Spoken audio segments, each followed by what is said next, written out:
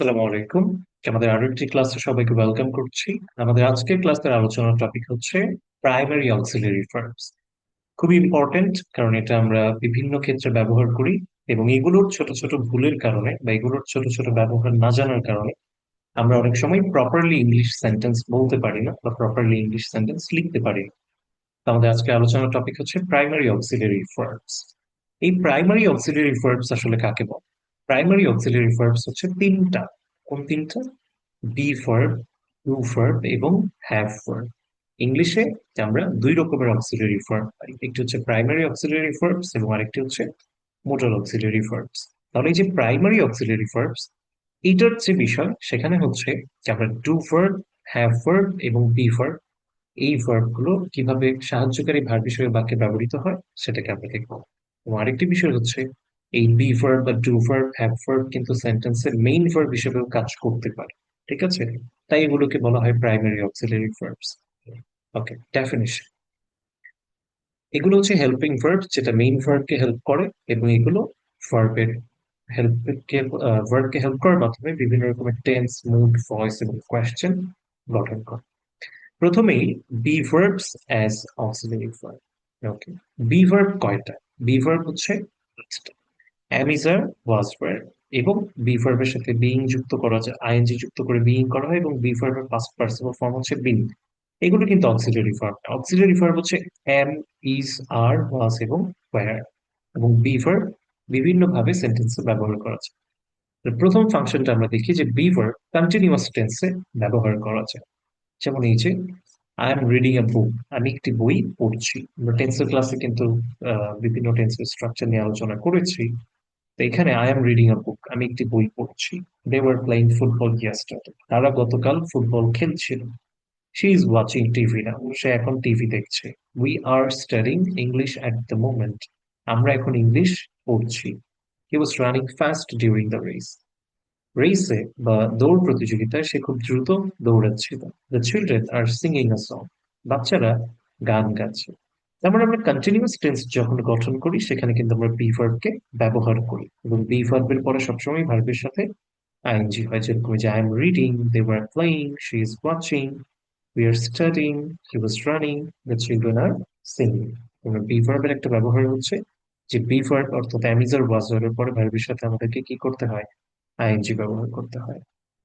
পরে যেটা passive voice গঠনে, প্যাসিভ ভয়েস গঠন করতেও কিন্তু আমরা বি ভার্ব ব্যবহার করি, তবে সেক্ষেত্রে বি ভার্বের পরে ভার্বের পাস্ট পার্টিসিপল ফর্ম ব্যবহার করতে হয়। যেমন the book is written by him, বইটা তার দ্বারা লেখা হয়েছে। The cars were crashed yesterday, গতকাল গাড়িগুলো ক্র্যাশড হয়েছে, সরি, ওয়ার ওয়াশড, গতকাল গাড়িগুলো পরিষ্কার করা হয়েছিল। The homework is being done by the students, homework কি করা হয়েছে? স্টুডেন্টদের দ্বারা ডান করা হয়েছে বা কমপ্লিট করা হয়েছে। দ্য রুম, রুমটা প্রতিদিন পরিষ্কার করা হয়। The cake was baked by my mother, কেকটা আমার মায়ের দ্বারা তৈরি করা হয়েছিল। Letters are being sent to all the students, প্রতিটা শিক্ষার্থীর কাছে চিঠিগুলো পাঠানো হচ্ছে।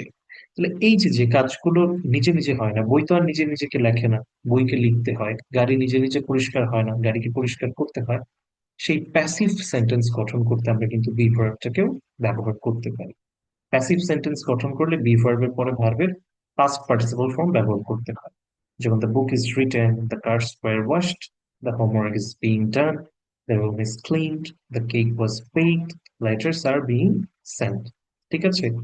এবং প্রশ্ন করতেও বি ভার্ব ব্যবহার করা হয়। যেমন অ্যামিজার ব্যবহার করে আমরা যদি সাবজেক্ট ব্যবহার করি, তারপরে ভার্বের সাথে আইএনজি ব্যবহার করে আমরা প্রশ্ন করতে পারি। যেমন এই যে আর ইউ কামিং, তুমি কি আসছো? ইজ শি স্লিপিং নাও, সে কি এখন ঘুমাচ্ছে? Were they playing football yesterday, তারা কি গতকাল ফুটবল খেলছিল? ঠিক আছে? এই যে are you coming, is she sleeping now, were they playing football yesterday, এই বাক্যগুলোর মাধ্যমে আমরা কি করি? আমরা বিভার্ব ব্যবহার করে প্রশ্ন করতে পারি। আবার বিভার্ব ব্যবহার করে আমরা নেগেটিভ সেন্টেন্স তৈরি করতে পারি। এই যে শি ইজ নট স্লিপিং, সে ঘুমাচ্ছে না। They were not watching TV, তারা টিভি দেখছিল না। I am not going to the school today, আমি আজকে স্কুলে যাচ্ছি না। তাহলে আমরা কিন্তু প্রশ্নবোধক বাক্য তৈরি করতেও বি ভার্বটাকে ব্যবহার করি, নেগেটিভ বাক্য তৈরি করতেও বি ভার্ব ব্যবহার করি। ঠিক আছে? তাহলে এই ছিল আমাদের বি ভার্বের ব্যবহার। এবার আমরা চলে আসি ডু ভার্বের ব্যবহার। ডু ভার্বের ফর্ম কি কি? Do, does, did. যেখানে প্রেজেন্ট হচ্ছে ডু এবং ডাজ এবং পাস্ট হচ্ছে ডিড। তো এগুলো কিভাবে ব্যবহার করা হয়? প্রথমত ডু ব্যবহার করা হয় হচ্ছে প্রশ্ন করতে। এই যে, ডু ইউ প্লে ক্রিকেট, তুমি কি ক্রিকেট খেলো? ডাজ শি লাইক কফি, সে কি কফি পছন্দ করে? Do they go to school everyday, তারা কি প্রতিদিন স্কুলে যায়? ডাজ হি স্পিক ইংলিশ, সে কি ইংলিশে কথা বলে? তাহলে আমরা ডু ব্যবহার করে প্রশ্ন করলাম, ডাজ ব্যবহার করে প্রশ্ন করলাম। Do you play cricket, does she like coffee, do they go to school everyday, does he speak English. এবং পাস্টে আমরা কি করি? পাস্টে আমরা ডিড ব্যবহার করে প্রশ্ন করি। Did they go to school, তারা কি স্কুলে গিয়েছিল? Did you see the movie last night, তুমি কি গতকাল মুভি দেখেছিলে?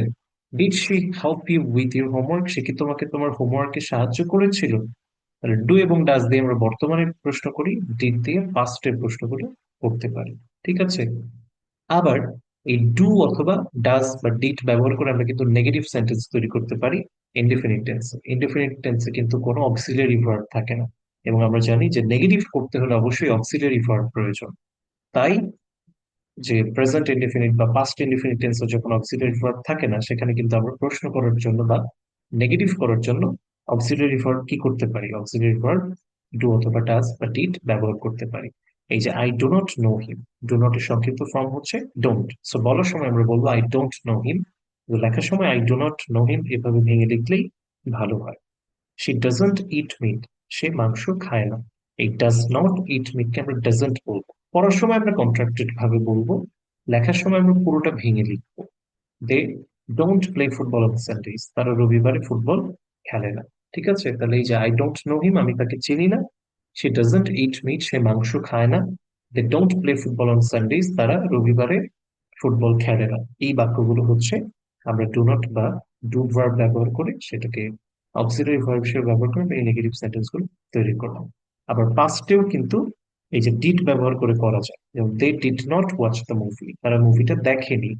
I did not go to school yesterday, আমি গতকাল স্কুলে যাইনি। He did not call me last night, সে গতকাল আমাকে কল করেনি। ফার্স্টে আমরা ডিড ব্যবহার করে এইভাবে সেন্টেন্স গুলো তৈরি করতে পারি। ঠিক আছে। এবং একই সাথে এমফ্যাটিক ফর্ম, যেটা খুব ইম্পর্টেন্ট, কোনো কিছুর উপর জোর প্রদান করতে, to give emphasis to an action in simple tense. Present টেন্সে বা পাস্ট টেন্সে যদি আমরা কোনো কিছুর উপরে কি করতে চাই? জোর প্রয়োগ করতে চাই, তাহলে আমরা এই ডু ভার্ব গুলোকে ব্যবহার করতে পারি। যে I do want to see you, আমি তোমাকেই দেখতে চাই। জোর প্রয়োগ করতে আমরা কিন্তু normally I want to see you বললে আমি তোমাকে দেখতে চাই বলছি, কিন্তু আমি যদি জোর প্রয়োগ করতে চাই যে আমি তোমাকে দেখতে চাই বা আমি তোমাকেই দেখতে চাই, তাহলে আমি I do want to see you. যদি হয় যে সে গতকাল কাজ শেষ করেছিল, সে গতকাল তার বাড়ির কাজ শেষ করেছিল, he did finish his homework, সে তার কাজ শেষ করেছিল, জোর প্রয়োগ করতে চাচ্ছি আমরা এখানে। We do like this movie, আমরা এই মুভিটা পছন্দ করি। সে ডিড টেল দ্য ট্রুথ, সে সত্যটাই বলেছিল। তাহলে এই যে কোনো কিছুর উপর জোর প্রয়োগ করা করতেও কিন্তু আমরা ডু, ডাজ, ডিড বা এগুলো ব্যবহার করতে পারি। ঠিক আছে। I do want to see you, he did finish his homework, we do like this movie, she did tell the truth. এবং তারপরে আছে হচ্ছে have. Have verbs as auxiliary. Have ভার্বের ফর্ম কি কি? হ্যাভ ভার্বের ফর্ম হচ্ছে হ্যাভ হ্যাজ এবং পাস্টে হয় হ্যাড। এটার ফাংশন হচ্ছে পারফেক্ট টেন্স গঠন করতে পারি আমরা। অলরেডি কিন্তু আমরা টেন্সের ক্লাসে দেখেছি যে পারফেক্ট টেন্সের স্ট্রাকচার কি, হ্যাভ হ্যাজ তারপরে ভার্বের পাস্ট পার্টিসিপল ফর্ম। যে আই হ্যাভ ইটেন লাঞ্চ, আমি দুপুরের খাবার খেয়েছি। She has finished her homework, সে তার কাজ শেষ করেছে। We have visited Dhaka many times, আমরা অনেকবার ঢাকা ভ্রমণ করেছি। He has lost his keys, সে তার চাবি হারিয়ে ফেলেছে। So, এই যে ভার্বের পাস্ট পার্টিসিপল ফর্মের সাথে হ্যাভ ব্যবহার করলে পারফেক্ট টেন্স গঠন করা হয়।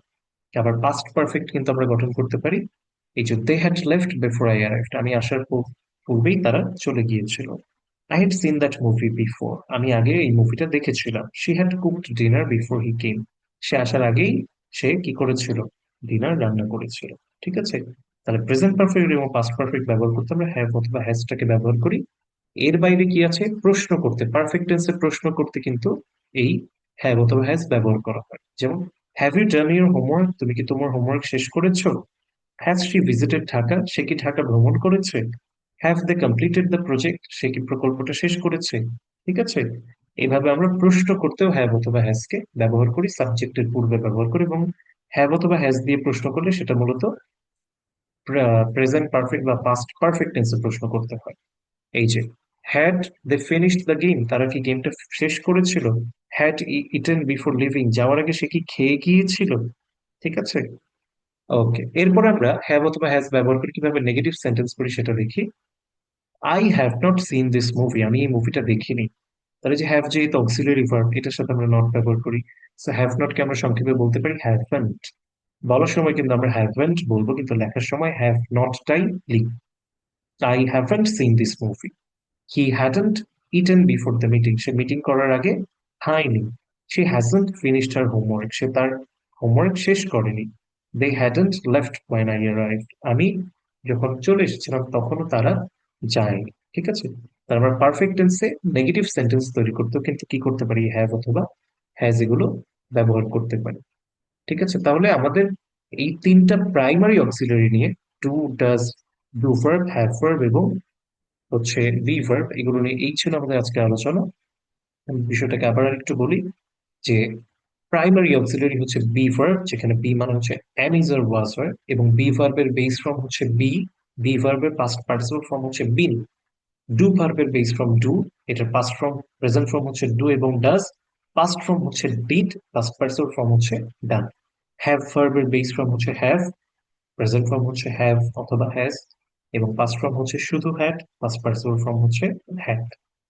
এগুলো যখন আমরা বিভিন্ন বাক্যে ব্যবহার করি, বি ভার্ব দিয়ে আমরা কন্টিনিউয়াস টেন্স গঠন করি, বি ভার্ব দিয়ে আমরা প্রশ্ন করতে পারি, ডু ভার্ব দিয়ে আমরা ইনডিফিনিট টেন্সে যখন আমাদের অক্সিলারি ভার্ব থাকে না, বিশেষ করে প্রেজেন্ট ইনডিফিনিট এবং পাস্ট ইনডিফিনিট, তখন আমরা নেগেটিভ করতে ডুটাকে ব্যবহার করি।